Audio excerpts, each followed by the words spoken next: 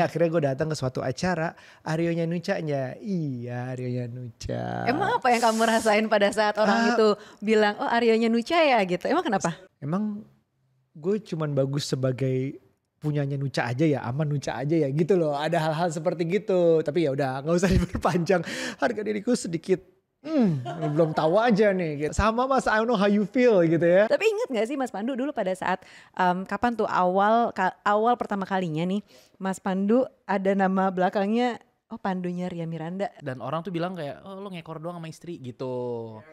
Kayak gitu banyak. Cuman makin kesini kan kayak ya dia nggak tahu aja apa yang sudah kita lakukan, apa kontribusinya kita. Sebenarnya bagi aku sih validasinya profit sih.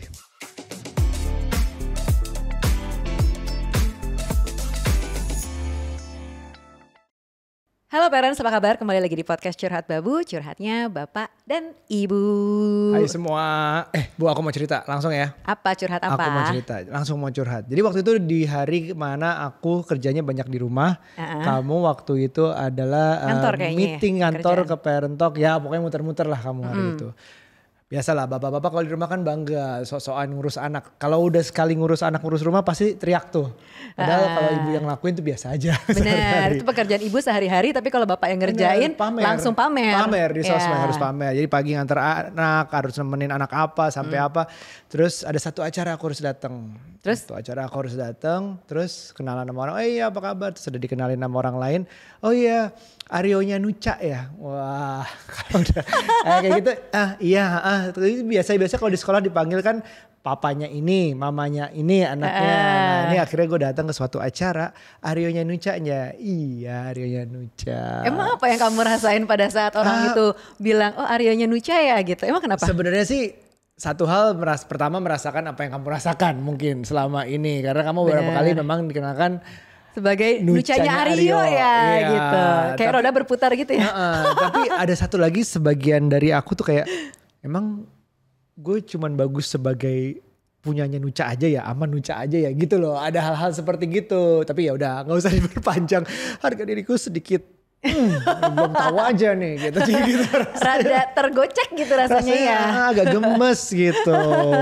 Nah jadi di sini kita mau ngobrol sama yang ya karena namanya orang curhat ya. Butuh untuk seseorang yang relate juga sama curhatnya. Oh, sama curhat kamu. Curhat aku. Benar. Biar relate. Nah, di sini kita ada, kamu silakan. Di sini sudah ada kita kehadiran sepasang suami istri, ada Mas Pandu Rosadi dan juga Uni Ria Miranda. Selamat datang di podcast kita. Tuh, dadah. Halo. Kita banyak kesamaan dalam hal satu, kerja bareng ya sebagai pasangan suami istri, kita kerja membangun sesuatu yang bareng. Tapi begitu aku itu curhat di story itu ya, yang nyaut ada nih. Bener juga nih Mas Pandu ini curhat, bukan curhat ya, respon dari curhat gue gitu, yang bilang sama Mas, I don't know how you feel gitu ya. Bener ya, jadi Mas Pandu ini adalah CEO-nya dari PT yang dibangun bareng. Betul. PT-nya Miranda Muda Indonesia, brandnya namanya Ria Miranda. Yes. Ini orangnya. Jadi boleh dibilang satu CEO-nya, satu talentnya atau creative director. Creative director yang bikin semuanya, yang desainnya, yang ya soul-nya juga dari ini pasangan ini mirip banget sama kita. Kadang-kadang aku juga merasa kayaknya Nuca aja deh yang jadi bintangnya, biarin aja deh. Aku yang dorong dia dari belakang yuk gitu. Tapi gimana perasaan lo waktu itu, juga sering ya? Sampai sekarang. Kayak orang kenalin Pandu Rosadi gitu kan, Ria Miranda gitu. Oh iya baru tahu gitu. Kalau dulu sih rasanya kayak I think I can do my own. Aku punya talent sendiri, aku punya ini sendiri. Tapi makin kesini kita juga ngobrol, mungkin karena komunikasi juga sebelum tidur. Ini aku rasain. Ternyata dirinya sendiri tuh nggak menjadi suatu masalah. Mungkin aku hanya mencari validasi dari orang bahwa Pandu Rosadi punya nama sendiri gitu.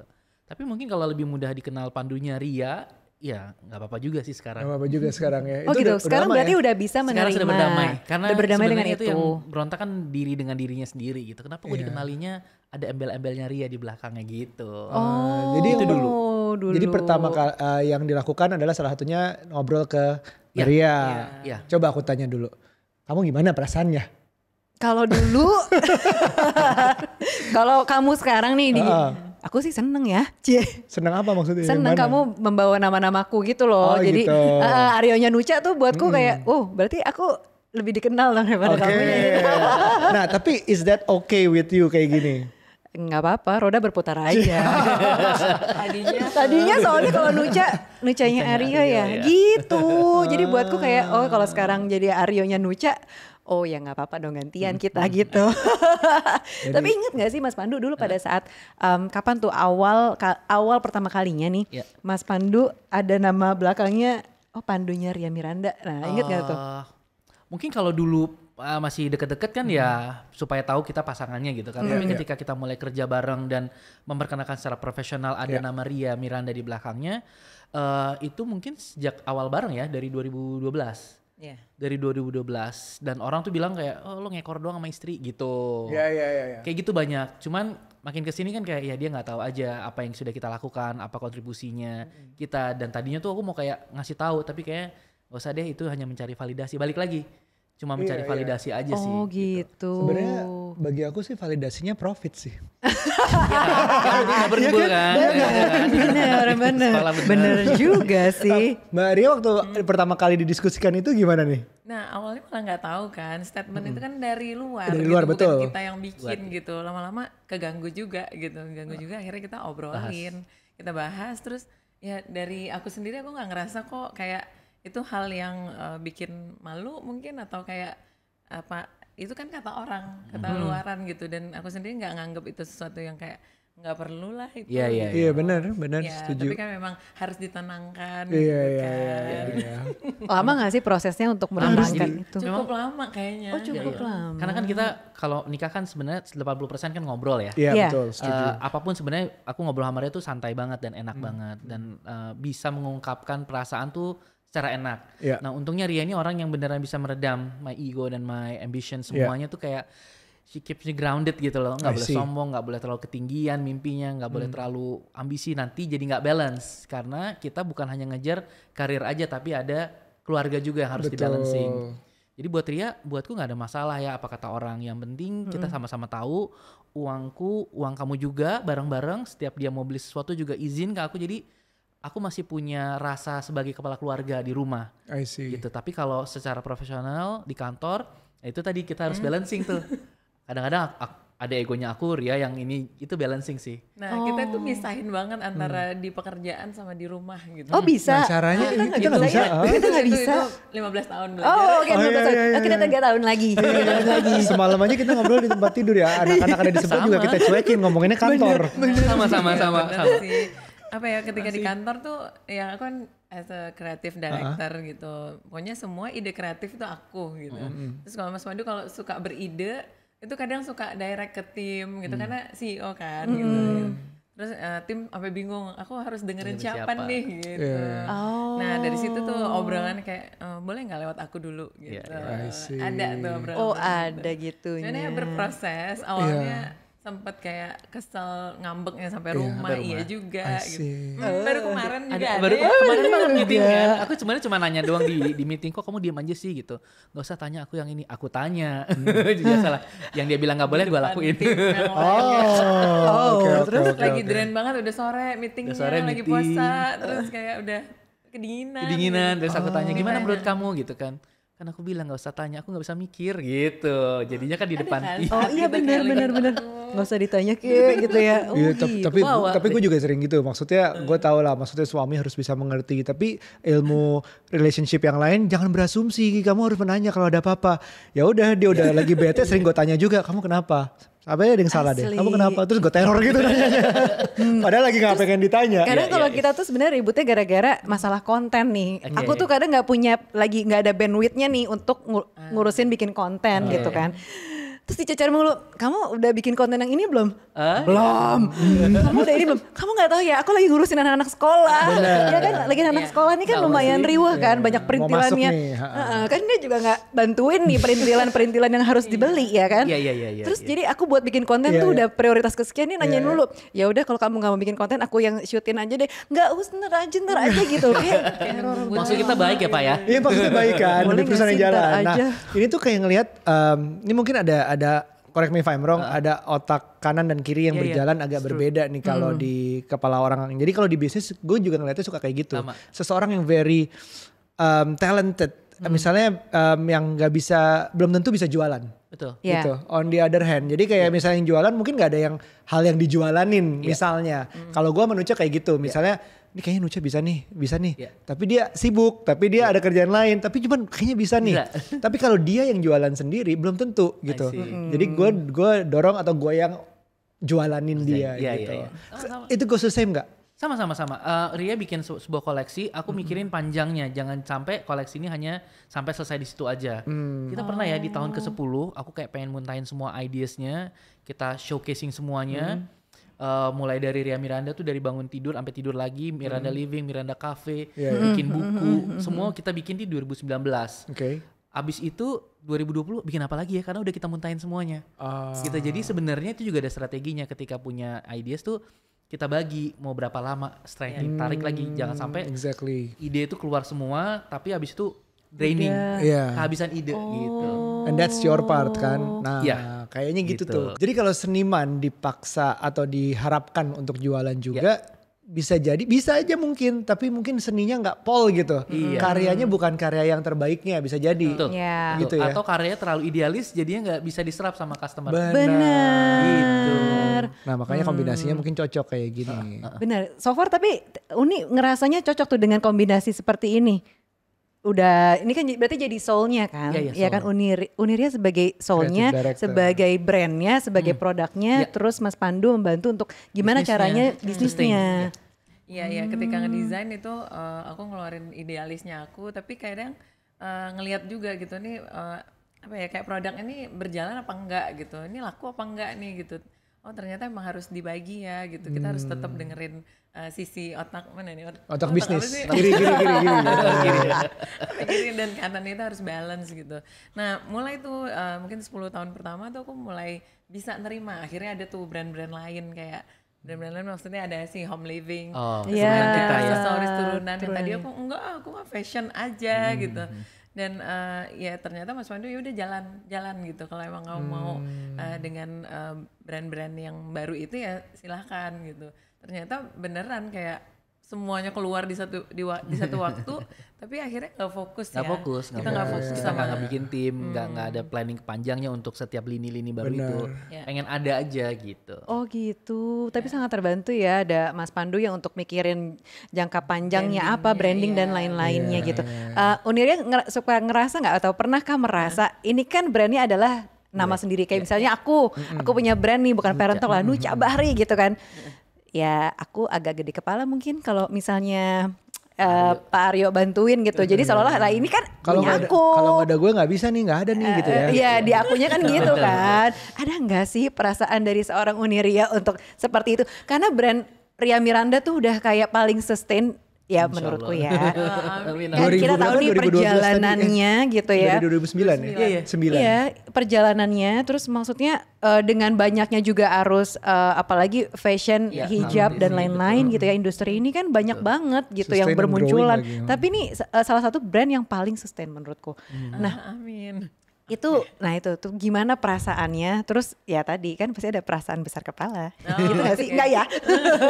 2009 aku memulai brand ini sendiri, terus setelah itu 2011 kita ketemu 10 sayang 11 nikah. Oke 10. Oke. Baik. Ini masih baru banget gitu sebenarnya ngejalanin ini, yang memang awalnya masih sedikit. Dulu sempat kayak jahit sendiri juga, bikin pola segala macam. Tapi nggak tahu cara jualannya. I see. Nah di obrolan itu ternyata Mas Pandu ini pernah lah pengalaman di distro. Zaman distro. Jadi belum punya logo, belum punya apa. Jadi di perjalanan tuh PDKT-nya begitu. Jadi memulai ini ternyata tuh kita bareng gitu. 2009 memulai itu ya belum tim belum kebentuk, terus nggak punya target, logo ya, target, struktur organisasi nggak ada, terus bikin koleksi aja, terus habis ini apa nggak tahu gitu. Jadi aku sambil kerja dulu di kantoran, kerjanya ngebenerin semua ini gitu. Jadi aku sangat menyadari gitu kalau jadi ini benar-benar karena berangkat dari bawah bareng, barengnya itu. Rasa itu kayak ini gue. Ya ada sih Ria, kan kamu kalau misalnya ngebikin baju tuh memang yang pengen Ria pakai. ketika ngedesain. Untuk brand ini sendiri tuh kita bareng-bareng kok gitu. Nah kita tuh selalu kayak aku nggak mau disudutkan di satu kayak ini kan brand kamu gitu. Itu yang mungkin bikin gue kayak ya udah tenang, ini karena kita bareng-bareng dan sudah diafirmasi juga sama Rianya. Aku jadi nggak peduli apa kata orang gitu. Gitu. Jadi bukan gitu kayak yang brandnya udah sebesar sekarang terus ada yang masuk gitu ya. Gitu. Beda. Ya paham. Aku soalnya awal-awal punten banget. Jadi aku tuh pertama kali tahu gitu kan ya seorang Ria Miranda gitu. Terus dengan brandnya, terus aku tahu ada Mas Pandu di situ. Aku mikirnya, wah ini maksudnya dalam rumah tangga dan dalam bisnis gimana ya? Seorang brandnya ini Ria Miranda dan ini kayak CEO-nya deh. Berarti dia juga CEO-nya kan hebat banget nih. Sama suaminya gimana ya gitu. Karena selalu ada pikiran kalau perempuan itu kayak lebih dalam keluarga tuh pasti suka ada dinamikanya akan berbeda gitu kan. Nah itu tuh gimana cara mengkomunikasikan dan apa sih yang suka terjadi? Adakah? Kalau aku sih ya ngerasa Ria tuh masih bisa punya skill untuk kodratnya dia sebagai seorang wanita. Jadi kalau di rumah masih tetap ngelayanin, masih siapin minuman segala macamnya gitu. Itu yang ngebikin aku ngerasa kayak ya gue masih punya egonya sebagai seorang laki-laki itu sebagai kepala rumah tangga. Dia mau beli sesuatu nanya, mau pergi nanya, izin dan lain-lain gitu. Walaupun sebenarnya dia bisa aja gitu. Even kayak mau beli barang-barang yang dia mau tuh bisa gitu karena dia punya penghasilan juga. Di situ yang aku ngerasa kayak oh ya udah kebutuhan aku akan afirmasi dan itu tuh masih kejalin gitu. Masih terasa lah gitu. Dan mungkin kayak memang prinsipnya kita bareng ya bahwa dalam berpasangan itu nggak ada yang di depan, nggak ada yang di belakang. Jadi kita sama-sama sebelahan. Karena kita partners, kita bekerja bareng. Ria nggak berjalan di belakang aku tapi di samping. Tapi aku yang ngasih direction, kita mau ngejarnya ini dulu ya, arahnya ke sini dulu ya. Ria bisa counter segala macam. Bukan berarti terus Ria harus ngikutin apa maunya gue sebagai kepala rumah tangga gitu. I might be wrong. Nah Ria yang lo salah Nduk. Beberapa kali gitu kayak enggak gue ngikutin gue. Tapi ternyata instingnya dia jauh lebih oke ya. Oh gitu. Seorang ibu ya. Kadang-kadang dia cuma bilang, gitu. Pak kata gue bilang gitu. Yang ada belakangnya. Gitu. Kalau Nucha tuh sama juga berusaha menjaga ego gue dengan kayak ngasih botol, bab tolong bukain dong. Padahal udah kebuka. Gitu kayak seolah-olah dia gak kuat bukanya. Padahal masuk biar berguna. Masuk ini gak bisa. Dia ngejaga ego gue. Iya. Udah dibukain. Emang banyak hal-hal kayak hal-hal kecil yang memang Nucha juga masih sama kayak apa ya, masih ngurus anak tuh kan, gue masih selalu nanya dia, ngurus rumah kalau ada apa-apa selalu nanya dia. Jadi kayak sebenarnya sih tipis-tipis ya antara dia yang lebih tahu atau gue takut temen dia gitu. Ternyata salah, kayak hari ini aja hari pertama sekolah anak kita agak telat jemputnya. Iya, ini karena hari pertama sekolah kan aku pikir wah udah nih jadwalnya beda. Gak taunya anak kita pulang lebih awal daripada yang aku pikir tuh jam 2 karena hari pertama. Gue ada di grup WhatsApp-nya tapi tetap aja gak ngebantu. Kan kayak aduh gitu. Jadi apa gunanya di dalam satu WhatsApp grup sama ya. Tapi kalau misalnya kita tanya dari Pandu ya, dari ini kan melihat hampir sejajar dengan pasangan ya boleh dilihat secara bisnis, secara di rumah tangga, kayak partneran. Apakah ini pengaruh dari masa kecil mungkin? Kalau contohnya kalau gue tuh ngelihat sesederhana wanita bekerja karena nyokap gue kerja. Jadi emang udah nyokap pulang jam 5-6 sore tuh emang perempuan bekerja gue gak pernah ada masalah. Mungkin ada beberapa yang dari masa kecil yang ngeliat ibu rumah tangga mungkin agak sedikit kaget kalau misalnya pasangannya nanti harus bekerja. Nah adakah dari unconsciousness atau masa kecilnya Pandu yang lihat bahwa nggak masalah nih gue nggak enggak sih, nyokap gue rumah tangga, mamanya dia juga rumah tangga, cuma mungkin terpapar sama lingkungan, sama baca buku juga, sama personal ini juga. Aku lebih banyak melihat ke papanya Ria, bagaimana papanya tuh memperlakukan dan mamahnya, istrinya, beneran sangat diposisikan wanita tuh posisinya tuh mulia gitu ya. Jadi dari situ aja sih belajar. Tapi kalau untuk dari pengalaman sih enggak. Oke. Ya itu kayak bagiku cukup pengaruh bagaimana masa kecil melihat wanita tuh seperti apa. Entah itu dari ibunya, entah itu dari kakaknya atau gimana. Kan zaman-zaman ada yang wanita nggak perlu sekolah tinggi-tinggi. Ada yang bilang kayak gitu ya. Dan sempat juga anakku dibilangin sama saudara kita yang kayak aduh nggak usah tinggi-tinggi nanti cari pacarnya susah. What? Gitu loh maksudnya jangan tinggi-tinggi. Aku tinggi. Dapat tinggi juga kan? Iya kan? Dapat tinggi juga kan? Iya, jadi ini tinggi secara tinggi badan. Ya, terus ada juga yang sekolah enggak maksudnya yang tadi saudara bilang ke anakku. Terus nanti ada juga yang sekolah tinggi juga nggak usah, nanti cari jodohnya susah, itu kan masih ada. Nah itu mungkin beliau dipengaruhi oleh masa kecil yang beda gitu. Gitu. Tapi aku ngelihat Uniria sama Mas Pandu tuh kayaknya menyenangkan gitu ya. Jadi sosok istri yang disupport sama suaminya yang sebenarnya kayaknya mungkin gak banyak gitu. Malah justru pasangannya meredupkan si pasangan nih terutama istri ya atau perempuan yang sebenarnya tuh bisa shining, shimmering, splendid gitu loh. Kadang aku suka ngelihat nih misalnya kayak temanku, ih sayang banget dulu kan dia tuh pinter, berprestasi. Ini kayaknya karirnya bagus deh. Tapi gitu misalnya gak boleh kerja lagi sama pasangannya. Atau misalnya gak disupport dan lain-lain gitu kan. Menurutku sayang sekali. Tapi aku ngelihat dari pasangan ini contoh yang sangat inspiring banget gitu. Nah kalau menurut Uni sendiri nih, gimana sih caranya supaya tetap bisa humble gitu untuk bisa tetap menghormati Mas Pandu, karena kan suka banyak nih kejadian-kejadian misalnya istrinya lebih shining dan sukses, terus jadinya lupa nih sama pasangan gitu misalnya, yang kayak gitu-gitu. Nah kalau dari Uni sendiri gimana sih caranya biar tetap grounded? Apakah kayak Nucha pura-pura gak bisa buka botol? Bener, itu sebuah cara loh aku. Iya kalau ya banyak sih dengar cerita itu gitu. Memang perempuan tuh harus punya ya life skill-nya gitu. Memang udah fitrahnya kita tuh ya udah kita di bawah suami gitu. Terus kita tuh ya udah emang di agama pun juga selalu diingetin kan ya udah berbakti sama suami. Itu yang aku pegang terus gitu. Tapi ya jangan lupa itunya aja gitu ketika kita dapat lingkungan, mungkin itu berpengaruh ya. Kita punya keluarga, kita punya lingkungan yang baik. Mungkin kayak pertemanan aku juga nggak semuanya fashion designer juga gitu. Cukup luas gitu, banyak yang ibu rumah tangga juga.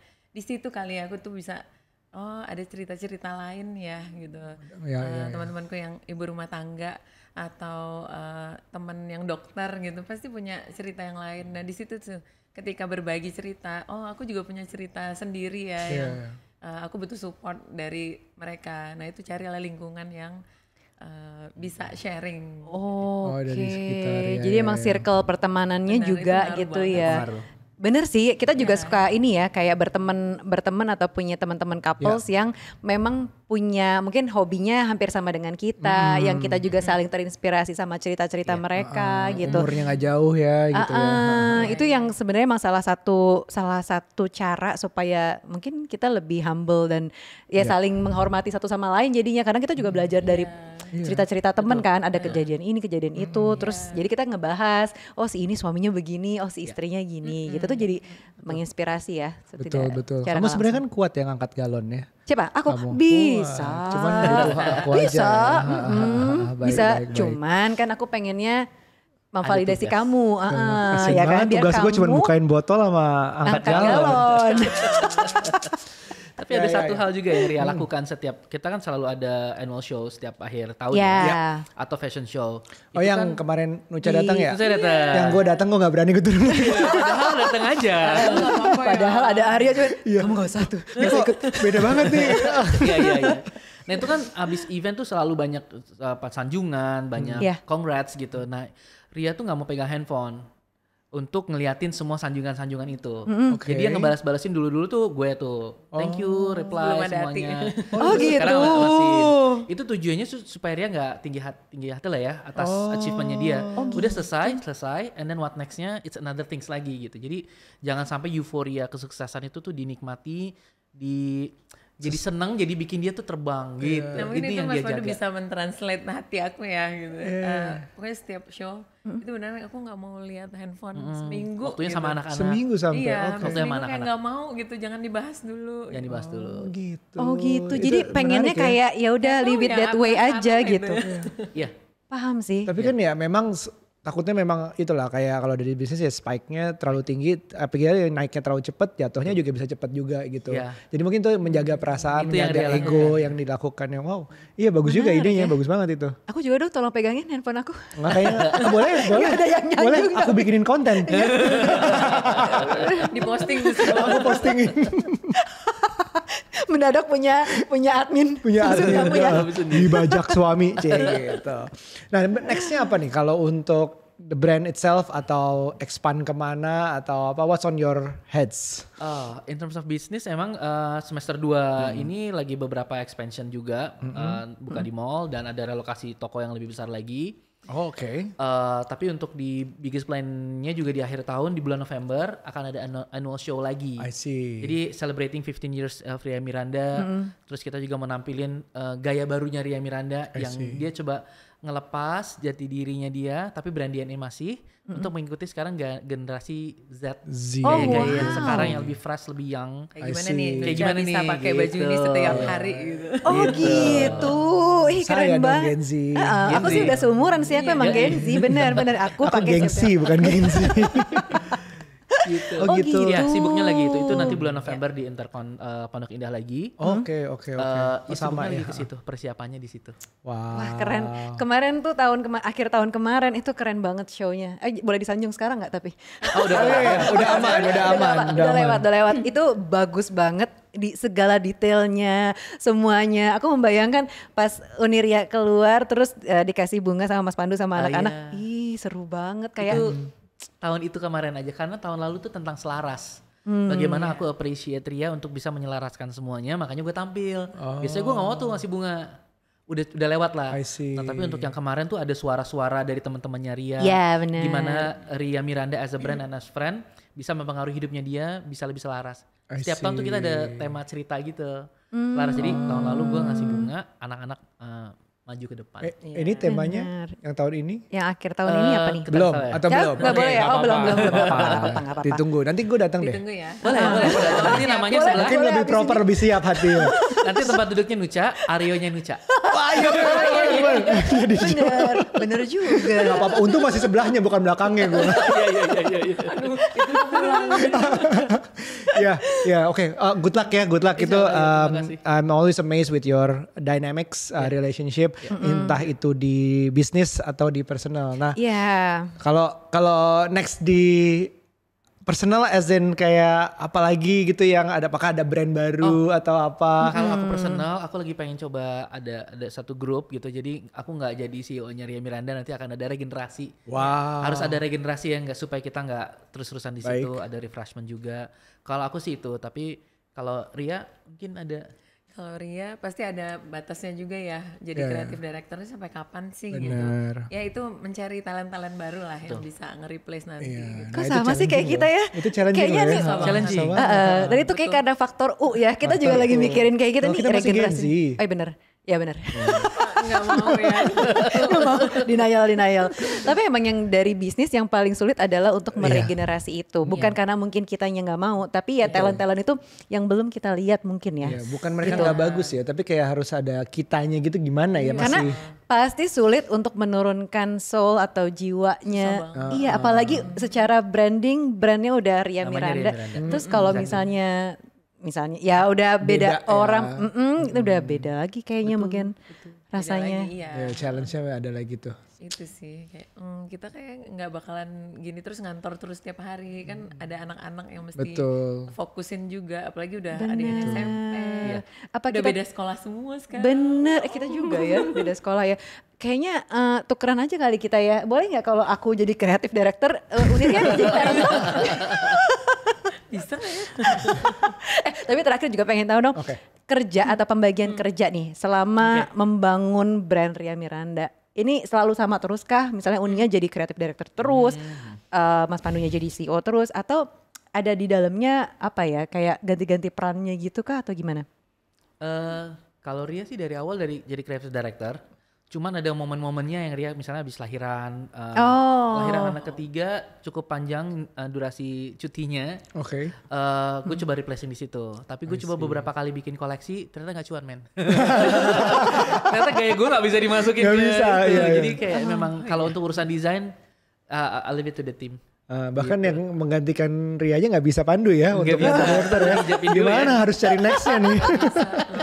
Aku mungkin terakhir ya. Kalau gue melihatnya bahwa kalau kita dukung istri untuk lebih berkembang untuk gimana, I'm always in dari awal udah yakin banget bahwa Nucha tuh bisa, Nucha tuh bisa dari dia corporate slave sampai sekarang entrepreneurs, bener kan? Jadi maksudnya gue dulu tuh entrepreneurs kayak merasa sendirian gitu, jadi kayak nggak bisa cerita, ini nggak nyambung kita, nggak sefrekuensi. Nucha sih dengerin, cuman harus ada di dunia itu biar kayak really relates gitu. Akhirnya dia relate, saya ngomongin kita lebih masuk, lebih nyambung sefrekuensi, dan itu udah gue rasain benefitnya sekarang. Mungkin ada pesan buat parents di rumah atau enggak, terutama yang bapak-bapak atau ibunya, biar dioper video ini ke bapaknya. Gimana sih lo bisa meyakinkan diri bahwa nggak apa-apa kok istri yang soulnya, starnya atau apa. Tapi kan as long as I don't know, we're together, ini demi kebaikan keluarga, semacam-macam. Anything you can say to them? Yang penting mungkin punya tujuan yang sama ya dalam rumah tangga ini, apa yang mau dikejar gitu. Kalau buat Ria, aku bilang Allah sudah menitipkan talenta dari Ria. Sayang kalau misalnya tidak berkembang. Tapi aku juga bilang aku pengen someday menjadi entrepreneur. Ria support di situ. Jadi mimpiku jalan, mimpinya Ria juga jalan bersama. Dan mungkin untuk bapak-bapak yang ngelihat istrinya punya potensi, itu menurutku kalau misalnya istri bahagia, rumah tangga bahagia ya. Jadi memang kuncinya bahagiakan dulu ibu, dia bisa memberikan kebahagiaan itu merata ke semuanya. Dan tidak perlu merasa saingan, karena rumah tangga bukan maraton ya. Bukan kompetisi. Jadi siapapun sebenarnya yang jauh lebih tinggi, mau dari jabatannya, mau dari gajinya, penghasilan, itu menurutku kalau misalnya dibicarakan bersama, itu laki-laki bisa lebih konten sih. Gitu. Dan betul-betul ya, dibicarakan bersama. Jadi kalaupun memang ada masalah, ada insecurity at least dibicarakan dulu. Mungkin laki-laki malu untuk bilang aku feels like kok aku insecure ya dengan posisi kamu yang lebih ini. Jadi akhirnya laki-laki larinya ke yang lain gitu. Terus istrinya larinya bingung kenapa suamiku ini.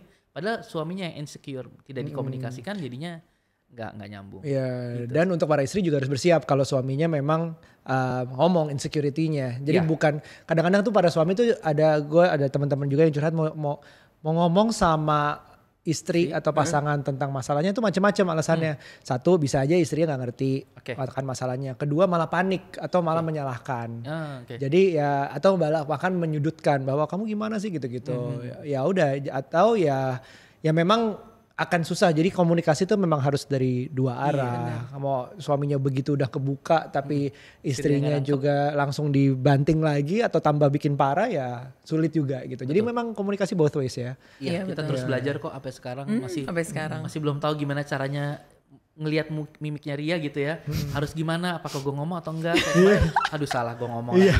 Harusnya enggak, berapa kali lo melakukan seperti ini? Aku bertanya dalam diri sendiri gitu. Marah kan sampai rumah kan gitu. Betul. Diemin kan sampai rumah kan. Gitu. Abis itu aku minta maaf aja. Gitu. Nah kalau dari Uni mungkin ada yang mau disampaikan soal tips kerja bareng sama pasangan tuh seperti apa sih biar tetap hangat. Iya, untuk yang di sana yang kerja bareng suami, pastinya ingat terus ya fitrah kita sebagai istri. Memang kita tuh di bawahnya suami gitu. Di bawah suami dalam arti memang menghormati pastinya, ya melayani juga. Terus ya apalagi di kantor, kerja di kantor ya pembagian juga harus jelas gitu posisinya. Terus pembagian kerjanya ya jangan sampai overlap, karena itu akan menimbulkan spark yang tadi gitu. Itu harus sadar. Oke, jadi sadar ya, aware dengan posisinya, dengan peran-perannya itu sih. Oke, dari Aryo mungkin ada apa? Udah cukup banyak belajar. Mau share tips mungkin kerja bareng pasangan juga gimana? Kesan dan pesan kamu nih. Kamu kesan dan pesannya nih. Kerja bareng pasangan menurutku tetap, walaupun misalnya istri punya potensi, tapi jangan berhenti jadi laki-laki juga. Maksudnya dalam artian lo boleh punya mimpi, lo boleh punya tujuan. Mungkin ada waktunya bukan sekarang. Mungkin masih ada yang harus dipelajarin dulu, harus dialami dulu. Mungkin waktunya sekarang adalah membantu istri atau mendukung istri dulu, which is fine. Tapi jangan kubur, bahwa jangan jadi benar-benar nggak mau ngapa-ngapain, udah istri aja gitu. Nah itu mungkin. Jadi you still have that passion, that fire di dalam yang someday gue mau ngapain, someday gue mau sekolah lagi, someday gue mau bikin usaha sendiri, someday gue mau kerja di sini, pindah ke situ, harus ada itu sendiri. Itu sih. Ya ini alhamdulillah juga ya setelah ngejalanin bareng-bareng di fashion, ya alhamdulillah dikasih ada satu brand yang maksudnya di luar fashion yang Pandu lagi jalanin sekarang gitu. Oh gitu. Boleh tuh nanti di spill offline-nya. Iya. Oh pantas mau regenerasi. Dan fashionnya tuh jalan juga gitu. Iya. Oke. Menarik. Oke, seru banget obrolan di hari ini. Yang pasti ini obrolan dengan pasangan yang aku sudah nantikan gitu ya. Mudah-mudahan bermanfaat buat teman-teman semua, buat parents juga. Biar saling melengkapi satu sama lain dengan pasangannya, bisa jadi bahan obrolan juga di rumah nanti atau Pillow Talks ya kan. Jangan lupa untuk like, subscribe dan juga komen di bawah ini. Oke, terima kasih banyak Uniria, terima kasih Mas Pandu. Terima kasih banyak parents, sampai ketemu di episode selanjutnya. Bye.